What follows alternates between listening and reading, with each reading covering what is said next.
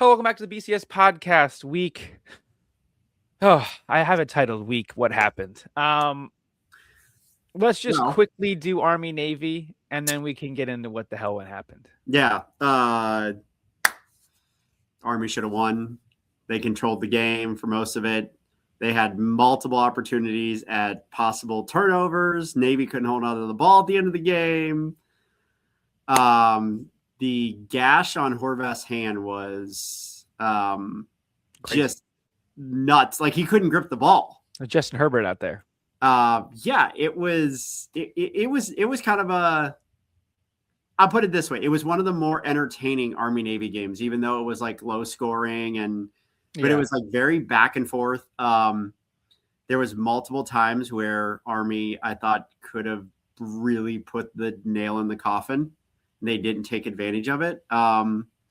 Disappointing for the cadets, but on to next year to New York City or Meadowlands or I mean, in a game where no throwing matters, it came down to a huge throw on fourth down by Horvath. Yes, the backup quarterback comes in for one play, gets a pop pass, takes it like 30 yards, but he got called back. Only went 10 yards. I'm like, dude, look, your backup quarterback is one of the better athletes on the field. Hell, you could even go Wildcat with Tezka or Heidenreich. And it's like, dude, just if there's an offense that doesn't really need a quarterback like that, it's Navy and Army. And I was like, you put in the backup, you'd be fine. So I think Navy actually he gets better with Horvath leaving. As crazy as that sounds. I know obviously Army took a huge step back, but it was funny that Tarleton State was playing at the exact same time and lost to my mother's Villanova Wildcats. Shout out to Wildcats. But that was on the corner of one of the quad boxes that I had on. It was college basketball. I was like, oh, Villanova, okay. And then obviously the most important bowl game. The liberal media is saying that they cut out the F-18 flyover. Kind of crazy. But shout out Trump for being there. It's always funny when the president's there. That coin flip he did, my God, that was maybe the worst thing I've ever seen. I was surprised. Like, it sucks that they can't yell at their boss. But like, if I was one of the Army guys or Navy guy, whatever one doesn't call it, it's like, bro, he didn't even flip the coin. He just threw it up in the air and it straight down. It was Army's turn to call. It was in Baltimore this year. So next year will be a little bit of a what's considered the Army home game in New York. And next year Trump's gonna get the mic and be like, I couldn't flip a coin last year. I've been practicing here. Because everybody has been literally talking about his terrible coin flip.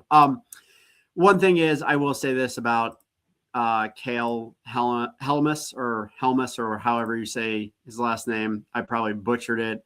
The one thing is, he was a great high school quarterback who threw for a ton of yards in the state of Texas, was getting recruited highly by some Big 12 teams, stuff like that. He chose to be a cadet. I think we need to air it out. I'm not even joking about that. I've always said, why don't these guys just for this game just go to an air raid? They would throw off the other team so much. Yeah. That I have no answer for it. I mean, we kind of got it last year. Was last year the best battle of quarterbacks they've ever had? You know what I mean. I gotta imagine it is, because I mean, you had Captain America on one side. Well, dudes were top 10 Heisman. But yeah, I mean, like I said, like Kale was like getting looks from like Big 12 schools. Like he never got an offer. He never really got tons of recruited. But I mean, he just threw for a ton of yards. He knows how to throw the ball. And I kept saying the whole game, I'm like, throw the ball downfield. I think I might have even texted our group. I might have been like, just throw the ball downfield. And then they did. Like, what game are you watching again? And then he did, and they threw a pick, and I was like, oh, crap. Speaking of Heisman and last year's quarterbacks, I think either one of those quarterbacks would win the Heisman race this year, because this is probably the worst Heisman. If you look at the stats on it, Johnny Football had more rushing yards than Jeremiah Love did. I mean, you compare it, and I don't want to like get cozy in like some sort of like triggered mental state. They compared even Shador's stats, who I don't even think he didn't even make it last year, right? No, he did not. He finished he would have won the Heisman this year in every stat so considerably easily. You know what? Brutal. The weird thing is all these guys that were at the very top, their offenses, I mean, they just kind of run. I mean, like they run the ball a lot, but they also play like clock management, like at all of them. Yeah. I mean, I'm pretty sure Pavia probably had the better stats than any of them. It wasn't even close. Which He should have won it. I think him being a jackass, the old geezers didn't want to vote for him. I hate to be that guy. yeah, I think that absolutely played a factor. I know it did. Afterwards, he goes on Instagram story. He says, "Fuck all the voters."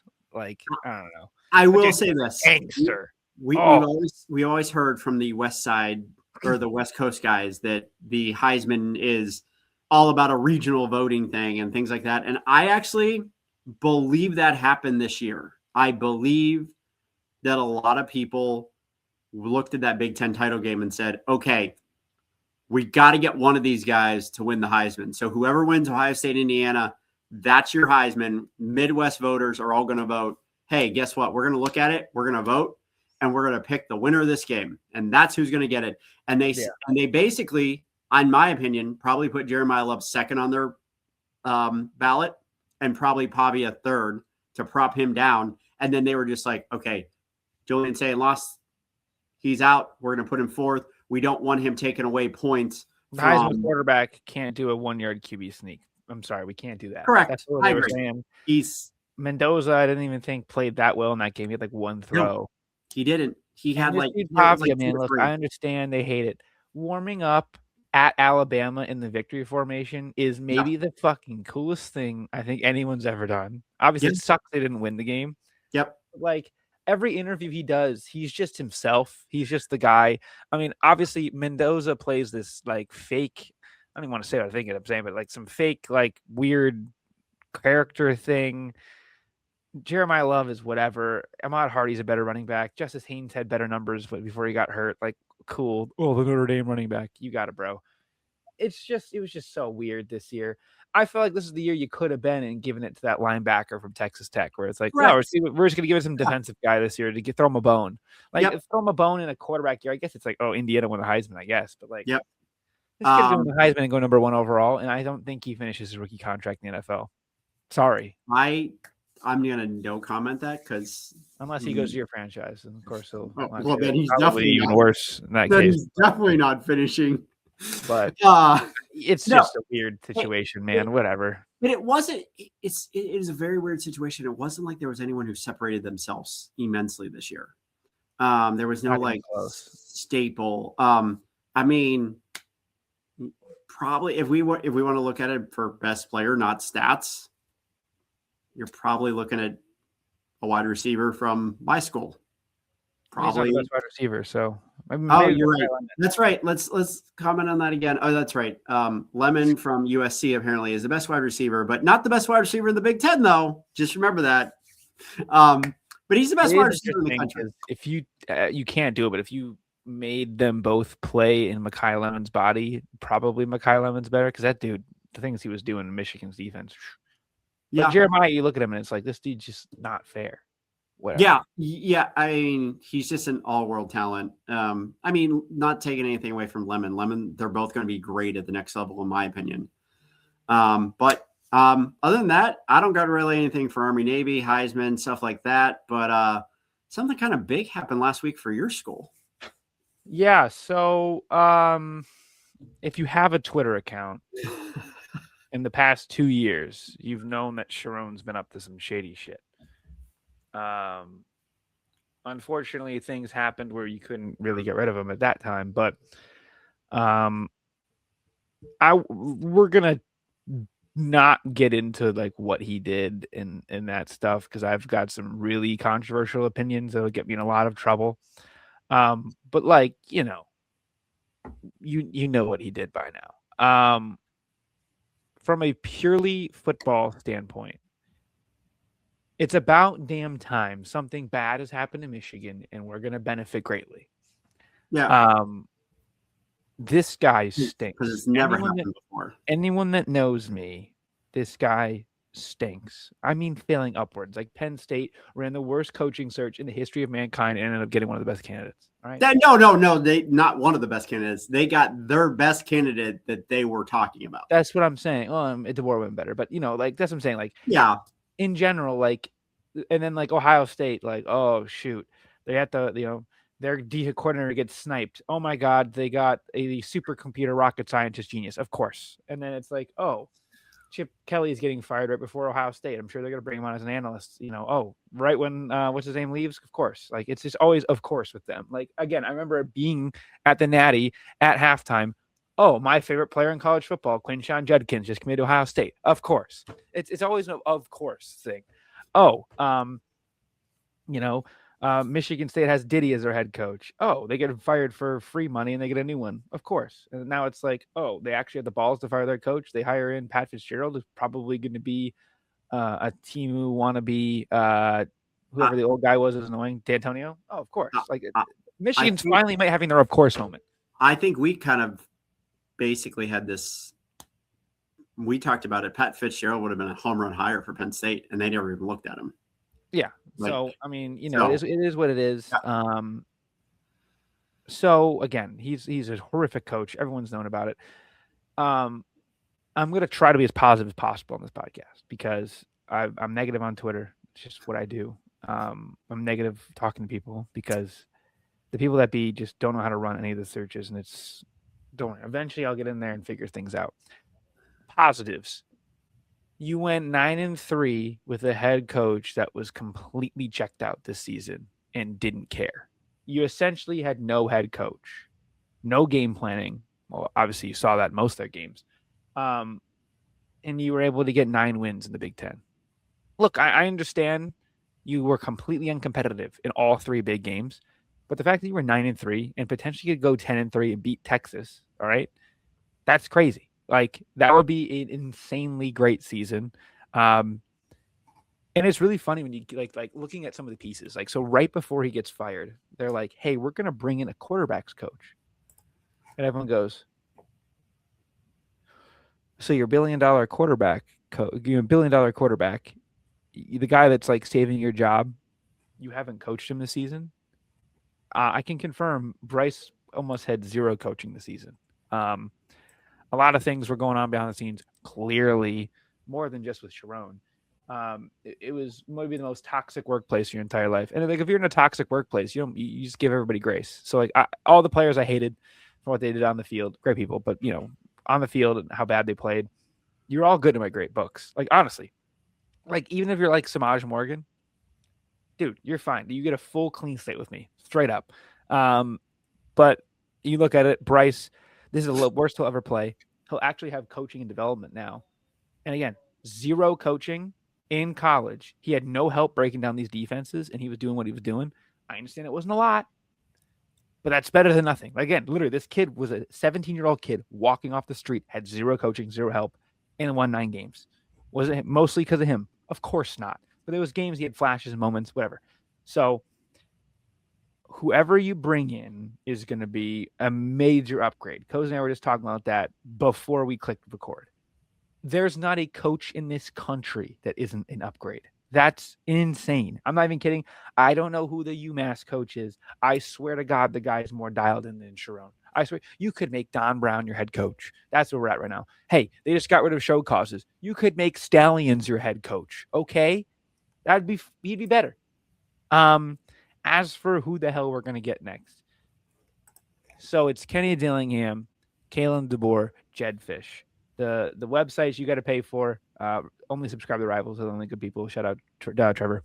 Those are what they'll tell you is those 3. Obviously, DeBoer has come out publicly and said he's not that interested in it. Kenny Dillingham had a mental breakdown basically when asked about it. Both guys are working on extensions that haven't been signed. I wonder if another school on this podcast had a coach with an extension, and he was halfway across the country signing his contract, not even extension, his contract with a different organization. There's a lot going on, as you can tell. I'm a little scatterbrained. My screen time has been horrific these last couple of days. Because every 5 minutes something happens. It's like the opposite of Steingate when it's like, hey, where's the update? There's no update. I think we'll have a lot of clarity this Friday with DeBoer, your top candidate, playing a game. it's a very funny juxtaposition Bama fans have found themselves in. It reminds me of like, this is going to be a crazy analogy and walk with me here. Reminds me of the NFL quarterback market. Like if you're the Dolphins, you have to make two of the most expensive paid quarterback because you either have a quarterback or you don't. Bama's going to find themselves in a situation where it's like, obviously Michigan is full court pressing.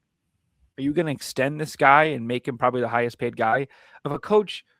Let's be honest, you really don't like. After they lost week 1, let's not act like Kalen DeBoer buyout was number 1 trending on Twitter. Okay. Like you just had a negative 3-yard game. If you're not telling me, obviously I know you're a little biased with being a Ohio State fan, Cozy, though, but you're not telling me right now, if this guy goes out there and they have negative rush yards again in the playoff game, that they won't be like doxing his address and trying to kill this guy. Oh, absolutely. That's what I'm saying. Like you're in this such a weird spot where if you read, and I know it's bad, and I know like, you know, if any people come out here and they're going to be Bama people clipping me and putting me on Twitter and putting me in mixtapes and shit. If you read everything he's saying through Bama glasses, it's like, yeah, fuck Michigan. This damn Yankees one of ours now. If you're reading it through Michigan glasses, you're like, he keeps saying, I'm committed to this team. I'm focused on this game. I'm focused on Bama for now. There's one quote where I have not yet to see the video where some guy, some like almost burner Twitter tweeted out, am I to be the coach of the team in 2026? And he says, yes. It's like, okay. Like, I mean, what do you want him to say? No, I'm going to Michigan. But I mean, all the contact is through agents or whatever, blah, blah, blah. But so DeBoer obviously would be fun. Dillingham, he had like a mental breakdown, basically. They're like, so what does this university mean to you? And he like paused and he was like almost just crying. I'm like, look, I just had a coach cry. I don't need another crying head coach. Okay. But you could tell it meant a lot to him. Obviously it's like his, you know, and he explained, the big one was he talked about it. He's like, hey, I really like Michigan. Incredible job, incredible brand. The logo's awesome. They're sweet. What a great job. But I'm at Michigan. But I'm at home. I'm next to my kids. My wife lives next to me. My sister lives next to me. My kids and my cousin or my nephews are growing up together. Blah blah blah. It's a great spot, great situation, great story. I get it. It's generational money, dude. So we'll think about it. And he finishes that statement and then just goes, "But yeah, Michigan would be an incredible opportunity for someone." So that part, again, if you read it like that, you're like, oh, okay, it's someone else. Cool. We didn't say else, you know, then that would have solved a lot of problems. But, I mean, again, we've seen guys like Lincoln Riley come out there and be like, no, you know, I don't have contact with LSU, and then go to USC. Because, again, the board truther in me, you look at it, and the guy says, no, I am not interested in the Pennsylvania State University job. That's a direct quote. He goes, I am not interested in Penn State. Yeah. I have not contacted them. I've yet to see that from Michigan because obviously he's interested in it. We were talking about this beforehand with Cozy. Is he going to get it? You think this guy's going to get extended after losing 4 games at Alabama? Like the second he loses, he might be on a plane. He might not go back to Tuscaloosa. He might go straight from Michigan will send one of the planes down, pick this dude up so he doesn't have to go home because his house is going to be firebombed by Bama fans. Allegedly, please don't do that. Or you get Dillingham. And it's a really interesting thing because, you know, on one hand, it's like, now relax. I'm talking about the best things that could happen to these guys. You got a young Dan Lanning type guy who could be your like franchise young Saban type psychopath guy. I understand it's a lot. The dude's 35. He's a hell of a winner. You know, you find Scadaboo, you take Sam Levitt from Mel Tugger and make him into a Heisman guy. You get Jordan Tyson to be a top 5 pick. Dude, you turned Arizona State, the school known for hot chicks, into almost, you know, should have beat Texas and played Ohio State and gotten throttled in the Cotton Bowl. Like that was really close to making the Final Four as basically a DEI invite in that case, right? And then on the other hand, you got DeBoer. This dude wins wherever he goes. He loves the area. He was in Ipsy with Eastern. His OC's wife was rooting for Michigan against Washington in the championship game. This dude was begging to go be the coach with Michigan, but Jim made you hire Sherrone and dragged his feet and took as long as he could to make sure that his guy Sherrone got the job. Dumbass. But yeah, so if it's one of those, it'd be great. the other name is Jed Fish. He's like the guy that's like, hey Jed, fine, we'll take you. For lack of a better term, he's like the safety school girl at the end of the bar that really likes you. It's like, fine, these two smokes don't want me, whatever. Fine, come on over, Jed. And Jed's by no means a bad coach, but it is what it is. I was talking to somebody. They've never seen the we were talking about last night. They've never seen the Jameis Winston and Harbaugh video. Like, you like sex? You sex addict? You sex addict? And it's funny because it's going viral with Sherrone, obviously. And I'm like, yeah, Michigan's potential head coach is right there. They're like, what? I'm like, that's Jed Fish. They're like, wait, really? I'm like, yeah, that's Jed right there in the middle. So would be hysterical if that's the guy you hired. Me and a lot of others are like, dude, look, we don't want the Harbaugh tree. I know he's not really a Harbaugh guy. He was here with Harbaugh in 2016. The players absolutely loved him, from Jake Butt to Darbo to Wilton Spate, all these guys. Everyone's coming out in the timeline being like, yo, get this guy. There are terrorists like Jake Butt that have CTE that should be put in mental asylums that are saying Biff Poggi should be hired full-time. Please, please, please, please. I will transfer to Tennessee full-time. I have seen that from your fan base a decent amount, because they're so far annoyed 6 days into a coaching search, or 5 or whatever it is. And say it had a 57-day coaching search. I know. I don't get why there is all this. Like, I clicked on a post today, and it was someone posting about it, and like I saw like 4 or 5 people saying, let's just hire Biff and get it over with. Let's just hire Biff and get it over with. And I'm just like, what have you guys? I guess they're looking at it like the offense looked good when he was in charge, but also those 2 games weren't against spectacular competition. Let's just say that. Mm-hmm. I don't know. It's going to be interesting. You've kind of named everybody. Now looking back on it, it's so obvious Sherrone wasn't coaching this team at any point. And the 2 best games you played by far were with Biff. That being said, with Biff, do win 6-16 at Charlotte. Also being said with Biff, I'm not a financial advisor. Michigan plus 280 against Texas is the freest money you'll ever get in your entire life. You think Arch Manning and the rest of those cowards give a shit about the Cheez-It Bowl? Biff is going to have these kids playing like it's Friday Night Lights, freaking Remember the Titans type shit. Like, this is their Super Bowl. They'll make it that way.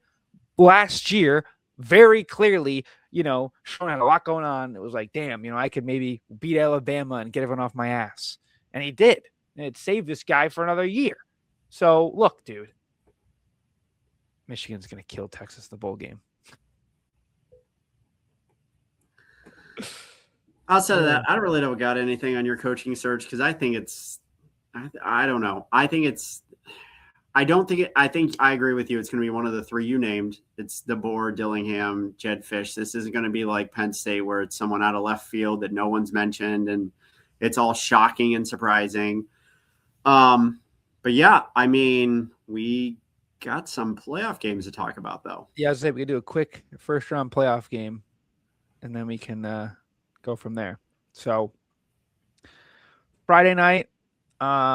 This game now is maybe the most important game of my season, in the future of my program, and sneaky our rivalry, Cozy, because I think we'll see what happens. We might find out who Michigan's head coach is based on this game, which I know is crazy. I'm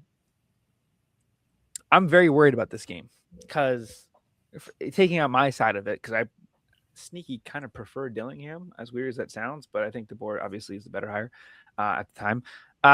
Again, DeBoer is like the second best head coach in football. We're not talking about who the best one is. Like, Dilly has a lower floor, way higher ceiling. Like, I think Dilly could be like the best coach of all time ceiling. I don't know, that's crazy, but again, this guy's like, in this modern era, I want more of a Dan Lanning than a guy like, for lack of a better term, like Ryan Day type guy, but whatever. That's a whole different thing. But you know what I mean? There's attitude wise. I love my coach, like, again, I always get in trouble for it. Jawan Howard slapping the other coach is one of the funniest things of all time. Like, I feel like Kenny, some of the things that happen, like, you think Kenny would just sit there and be like, when Ryan Day's like, get off my field, bitch. You think Kenny would take that? Kenny might not lose that game. We'll see.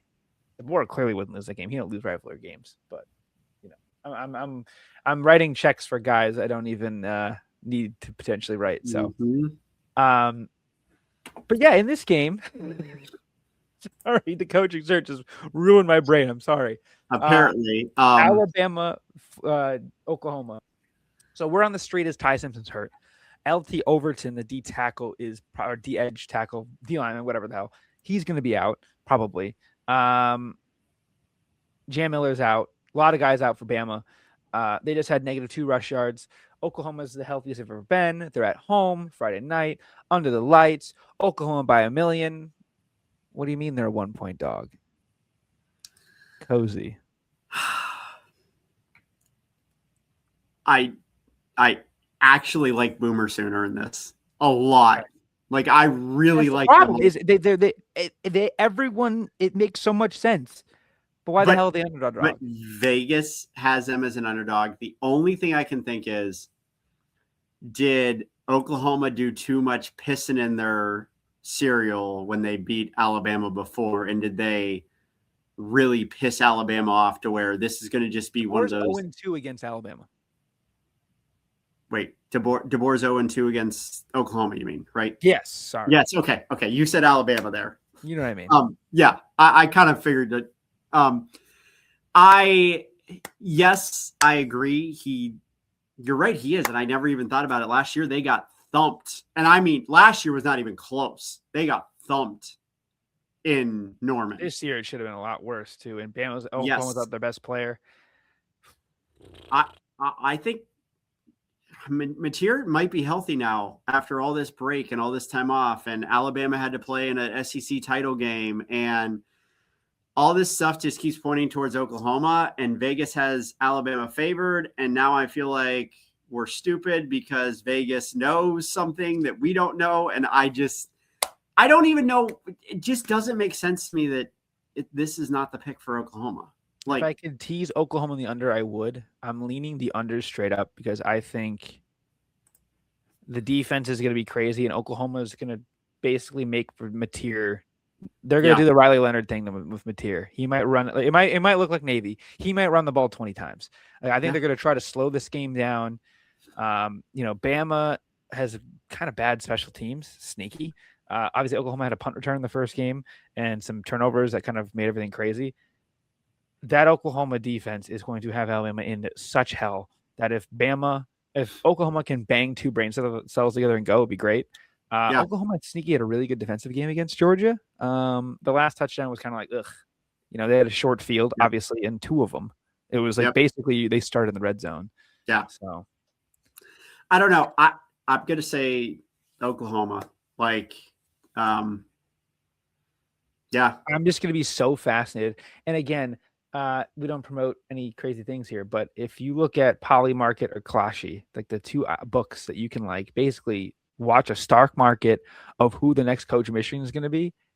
I want to see what the hell is going on in that game while this game's going on. I feel like it's going to be flying all over the place. Yeah.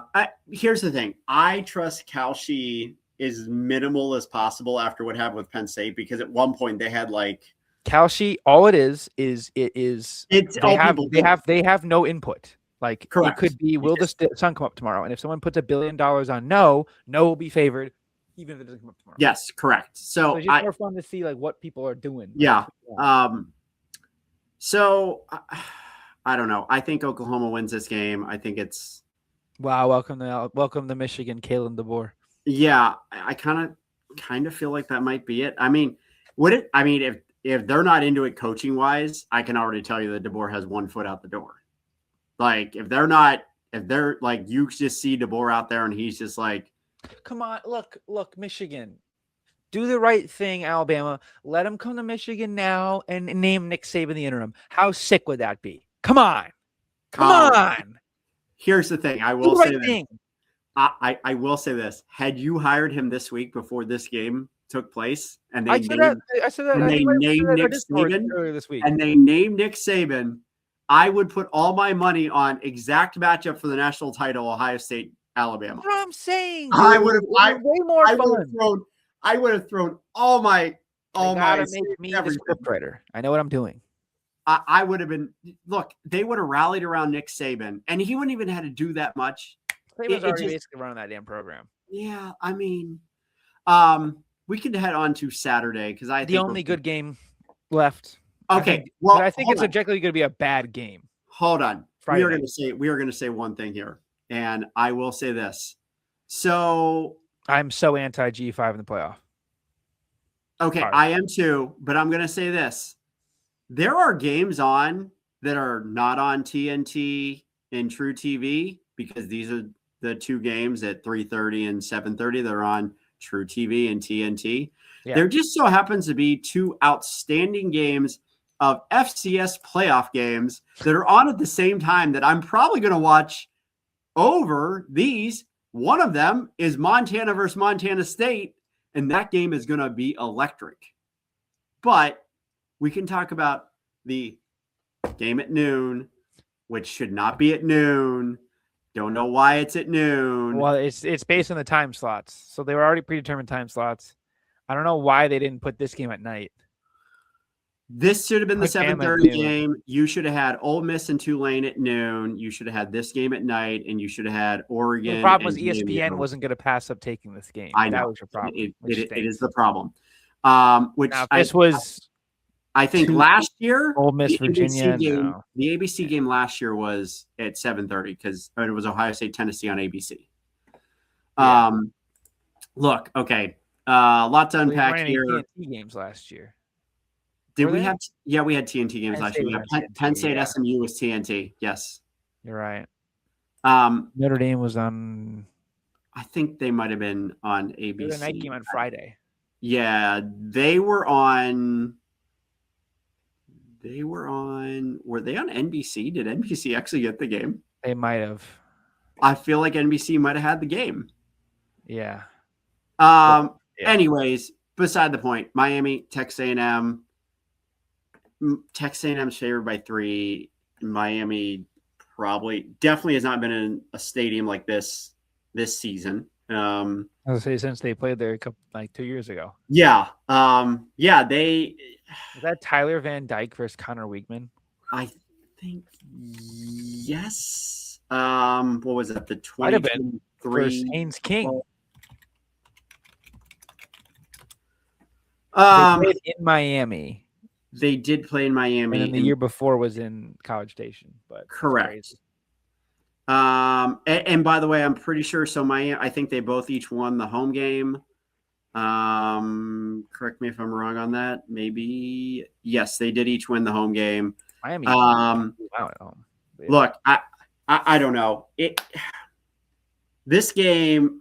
Do you really trust Carson Beck to go in an atmosphere and play lights out?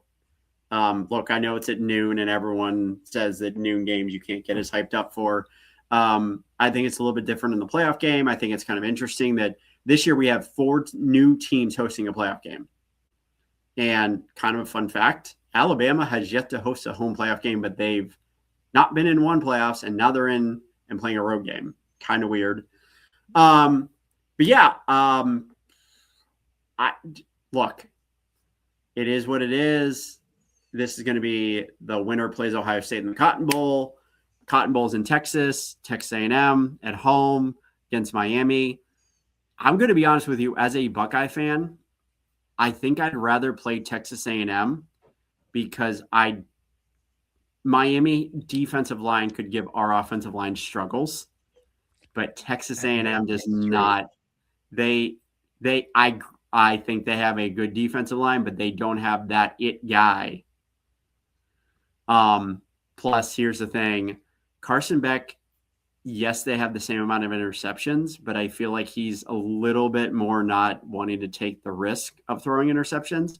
Where Marcel Reed, I watched him a few games, and he could have had 7 interceptions in a game one time. Yeah, So you're on A&M? I don't know who I'm on. I'm not betting this game. I can tell you that. I am not betting this game. I'm not touching it at all. I think that you're not going to hear me get a bet. I know I could see you wanted me to say something. No, I'm sorry. I'm watching the Pistons game as well. Cade Cunningham just got a BS technical and just hit a 3 and then did a 3 celebration at the ref that teched him up's face. I don't know what's going on right now. I do believe in Carson Beck. I do believe in this Miami defense. They are one of the best teams in the country. I think they're potentially one of the only few teams in my handful that can win the national championship. Additionally, the second round matchup, the cuts you're going to get of Miami versus Ohio State are going to be incredible. The Twitter discourse alone is going to be worth it for us. Like the spaces, Miami Twitter against Ohio State Twitter is going to be incredible. The Wolverines will be back. And I think Miami walks in there and beats. I think it's a considerable victory by Miami. I think it's like a 10-point win. They have such a good offensive line and defensive line that travels. I understand they have an idiot as head coach that will try to lose it, but I think this team is very skilled, very fast, extremely disciplined. They have a little bit of issues running the balls at times, but their trenches are unreal, man. Like they're like top 5 in the country in trenches. And they got a game breaker, the little kid, Malachi Tony. I think they do it, man. I think Miami does it. A&M, like you mentioned, I think they're extremely fraudulent. Again, you mentioned they should have lost to Notre Dame. Miami abused Notre Dame, for being honest. I know the score was different. I know it was on the road, whatever. And then A&M, you should have lost to South Carolina. You got pretty handled by Texas, who's got good trenches. Just got destroyed by Texas. You know what? Here's the other thing. A lot of people aren't talking about this, but Texas A&M, I think they were a product of their schedule. No one is literally talking about their last year's Indiana. Boom, there you go. There's no one talking about Texas A&M. That 4-letter network won't talk about it. Bottom 7 teams in the SEC. And I was actually in a Brown space today where they were talking about possibly drafting Fernando Mendoza.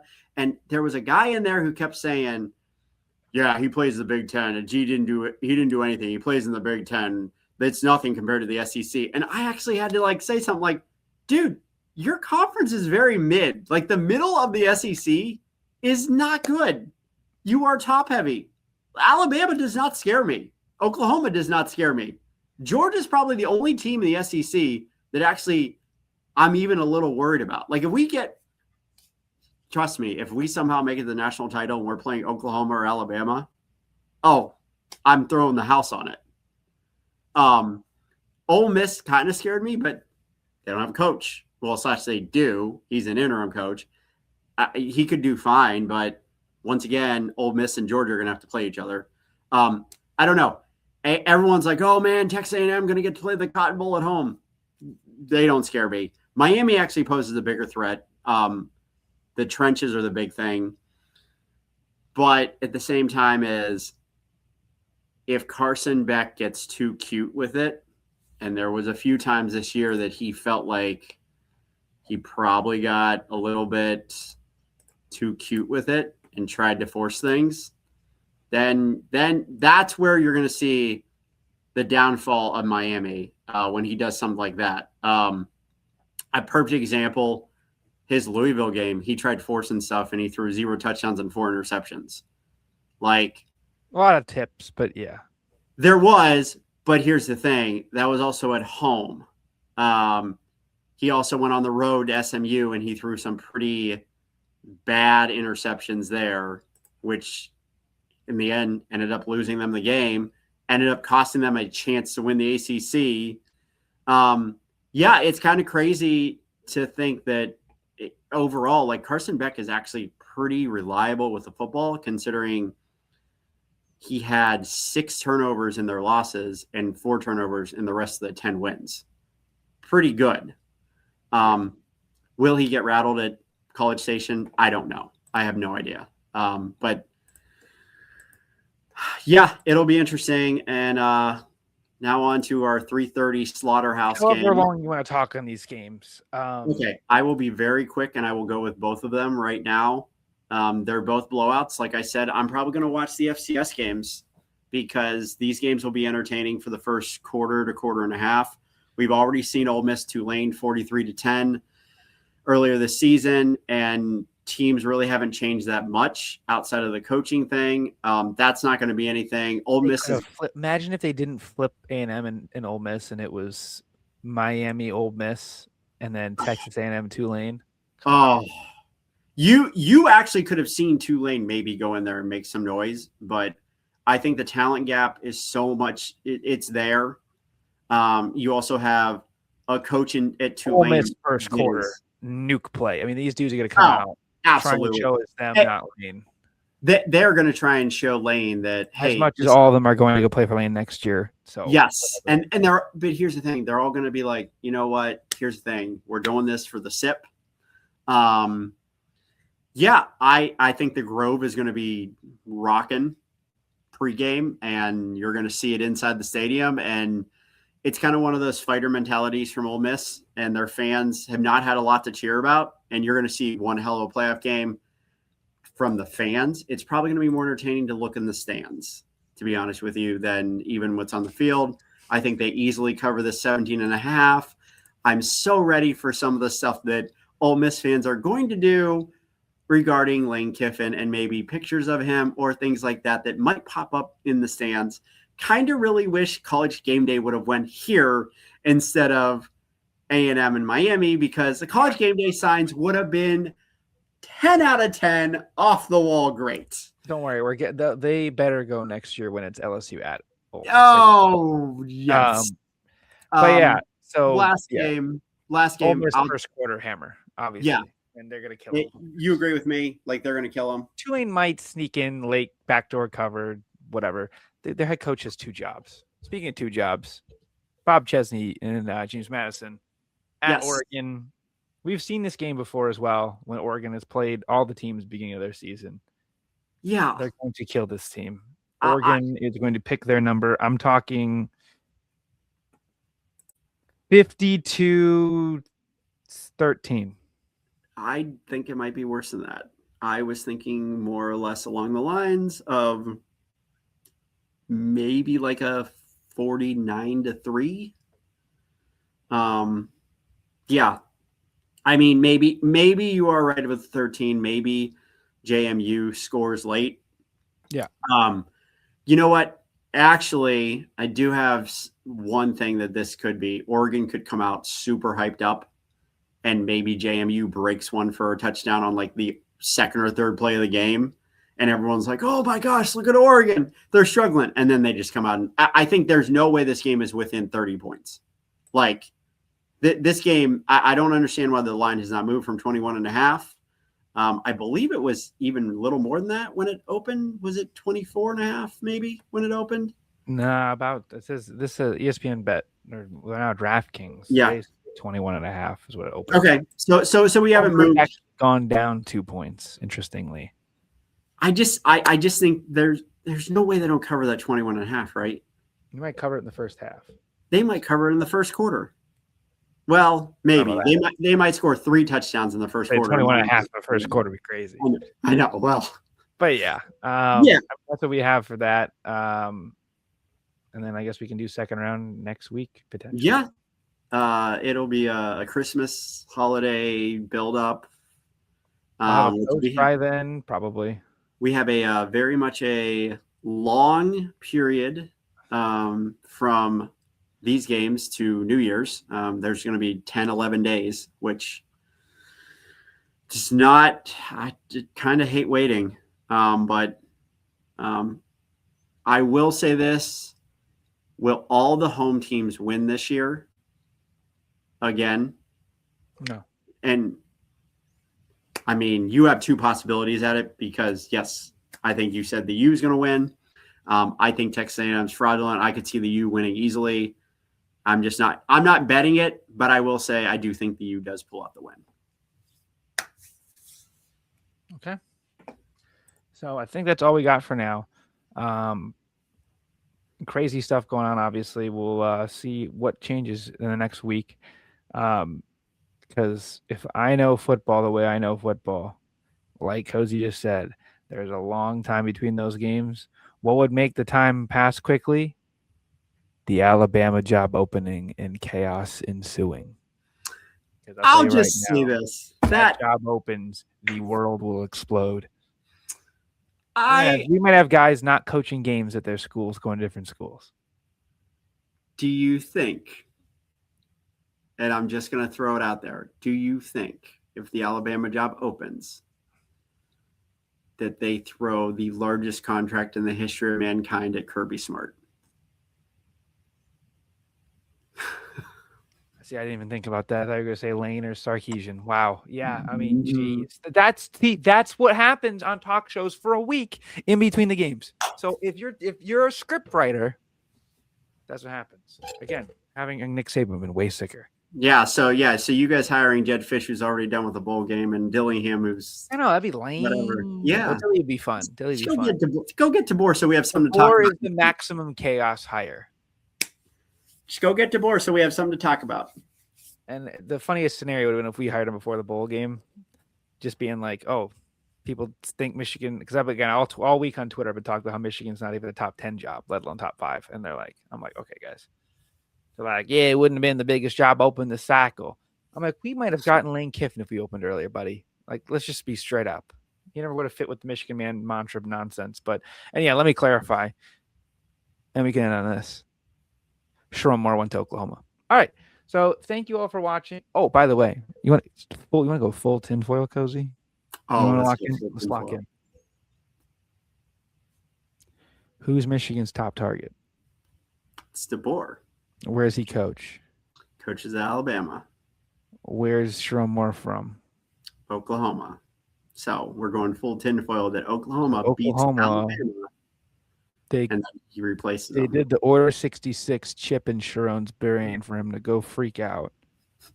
And then they knew that they were going to play him in a bowl game. And who's the number? Like, what is Oklahoma's coach known for? Defense. No. 2 other things. Kind of in the one. Cheating and sign stealing. Oh, jeez. Back to Michigan.